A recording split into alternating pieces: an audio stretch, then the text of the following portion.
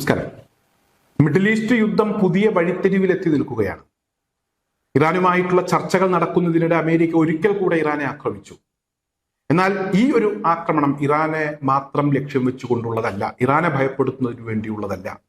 ഈ ആക്രമണം കൊണ്ട് ഇറാൻ ഒട്ടും പേടിച്ചിട്ടുമില്ല. ഗൾഫ് രാജ്യങ്ങളെ വരുതിയിൽ കൊണ്ടുവരിക എന്നുള്ളതാണ് അമേരിക്കയുടെ പുതിയ ലക്ഷ്യം. ഗൾഫ് രാജ്യങ്ങൾ പിടിവിട്ടു പോകുന്നു എന്നൊരു തോന്നൽ അമേരിക്കക്ക് കഴിഞ്ഞ കുറച്ച് ദിവസങ്ങളായിട്ടുണ്ട്. ചൈനയുടെയും റഷ്യയുടെയും ഒക്കെ ഇടപെടലാണ് ഒരു കാരണം.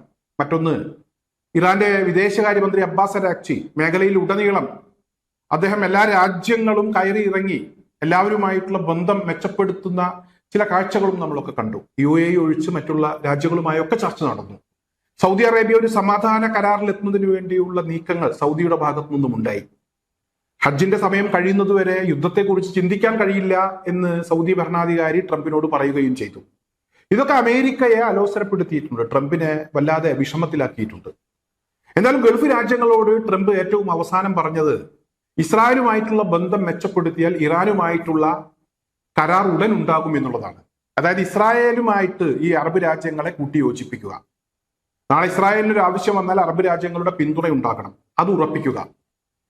ഇറാനുമായിട്ടൊരു കരാർ ഉണ്ടാക്കിയാൽ ട്രംപിനെ സംബന്ധിച്ചിടത്തോളം എപ്പോൾ വേണമെങ്കിലും ആ കരാർ അവസാനിപ്പിക്കാം, വാക്ക് മാറ്റി പറയാം, ചതിക്കാം. ഇതൊക്കെ ട്രംപിന്റെ മനസ്സിലുള്ള കാര്യമാണ്. അത് പലപ്പോഴും ട്രംപ് ചെയ്ത് കാണിച്ചിട്ടുമുണ്ട്.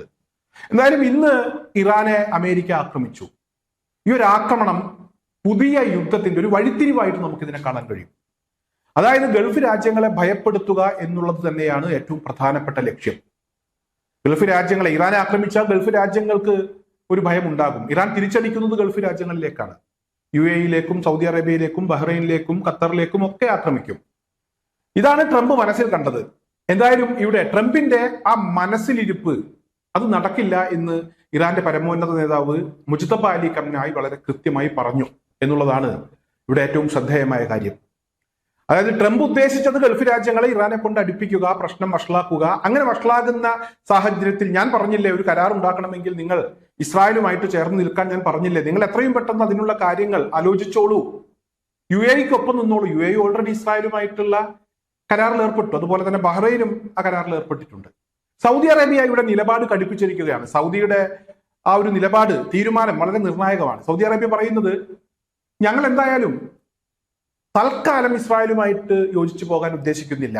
കരാറ് ഉണ്ടാവുകയോ ഇല്ലാതിരിക്കുകയോ എന്തു വേണമെങ്കിലും ആകട്ടെ, ഫലസ്തീൻ സ്വതന്ത്രമാകുന്നത് വരെ ഇസ്രായേലുമായിട്ട് സഹകരിക്കേണ്ട എന്നുള്ളതാണ് ഞങ്ങളുടെ തീരുമാനം എന്ന് സൗദി അറേബ്യ പറഞ്ഞു.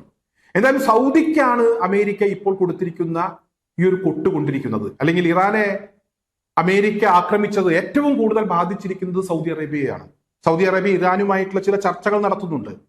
ഒരുമിച്ച് പോകണം എന്ന ഒരു താല്പര്യം സൗദി അറേബ്യക്കുണ്ട്. യുദ്ധം എന്ന് പറഞ്ഞ് മുന്നോട്ട് പോയാൽ അവരുടെ രാജ്യത്തെ അത് ബാധിക്കും എന്ന് സൗദിക്ക് നന്നായി അറിയാം. അതുകൊണ്ട് തന്നെ ഇറാനുമായി യോജിച്ചു പോവുക എന്നുള്ളതാണ് സൗദിയുടെ ഇപ്പോഴത്തെ ഒരു തീരുമാനം. എന്നാലും ആ തീരുമാനം മാറ്റിക്കുന്നതിന് വേണ്ടിയാണ് ട്രംപ് ഇറാനെ ഇന്ന് ആക്രമിച്ചിരിക്കുന്നത് എന്നാണ് എനിക്ക് മനസ്സിലാക്കാൻ കഴിഞ്ഞിട്ടുള്ളത്.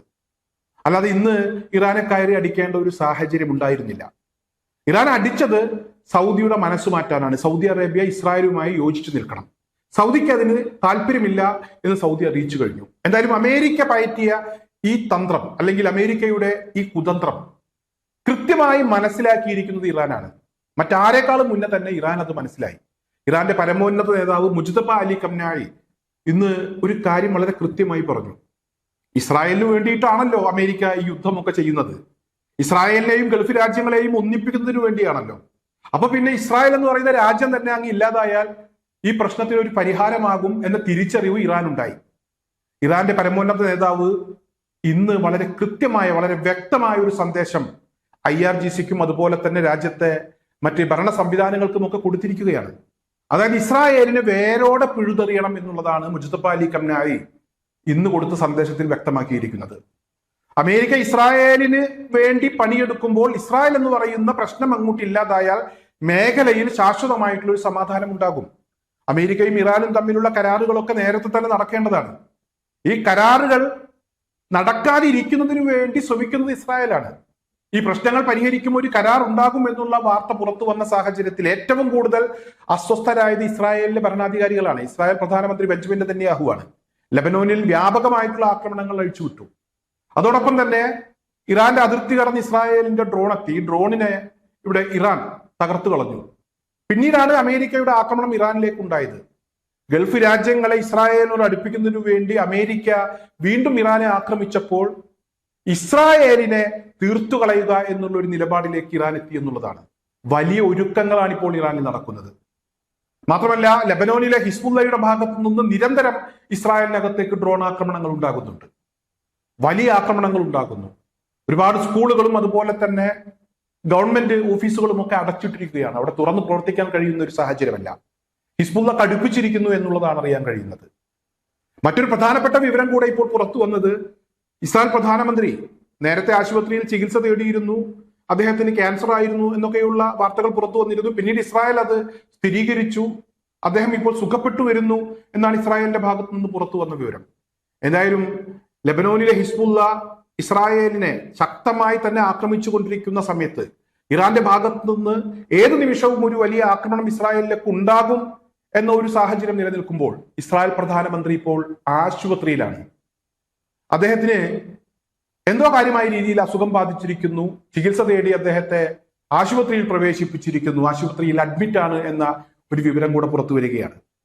എന്തായാലും സൗദിയുടെ നിലപാട് അത് അമേരിക്കക്ക് അത്ര ഇഷ്ടപ്പെട്ടിട്ടില്ല. അതുപോലെ തന്നെ മറ്റ് ഗൾഫ് രാജ്യങ്ങൾ, UAE-യും അതുപോലെ തന്നെ ബഹ്റൈനും ഒഴിച്ചുള്ള ഗൾഫ് രാജ്യങ്ങൾ ഇപ്പോൾ ഇറാനെതിരെ നടത്തുന്ന നീക്കവുമായി ബന്ധപ്പെട്ടവർ സ്വീകരിച്ച നിലപാട് അമേരിക്കക്ക് അത്ര സുഖിച്ചിട്ടില്ല. അതിന്റെ ഭാഗമായി ഗൾഫ് രാജ്യങ്ങളെ വരുതിയിൽ കൊണ്ടുവരുന്നതിന് വേണ്ടി ഇറാനെ ആക്രമിച്ചു. ആദ്യം അമേരിക്ക പറഞ്ഞു ഇസ്രായേലുമായിട്ട് ഒരുമിച്ച് നിൽക്കാൻ, അതിന് തയ്യാറാകാതെ വന്നപ്പോൾ ഇറാനെ ആക്രമിച്ച് ഗൾഫ് രാജ്യങ്ങളെ ഭയപ്പെടുത്തി ഇസ്രായേലിനെ വീണ്ടും ഈ യുദ്ധമുഖത്തേക്ക് കൊണ്ടുവരുന്നതിന് വേണ്ടിയുള്ള, അല്ലെങ്കിൽ ഇസ്രായേലുമായി ബന്ധപ്പെട്ടുള്ള ചർച്ചകൾ പുരോഗമിക്കുന്നതിന് വേണ്ടി, അത് സജീവമായി നിലനിർത്തുന്നതിന് വേണ്ടി അമേരിക്ക ഇടപെട്ടപ്പോൾ എന്നാൽ പിന്നെ ആ ഒരു സാധനം ഈ ഭൂലോകത്ത് വേണ്ട എന്ന് ഇറാനും തീരുമാനിച്ചു.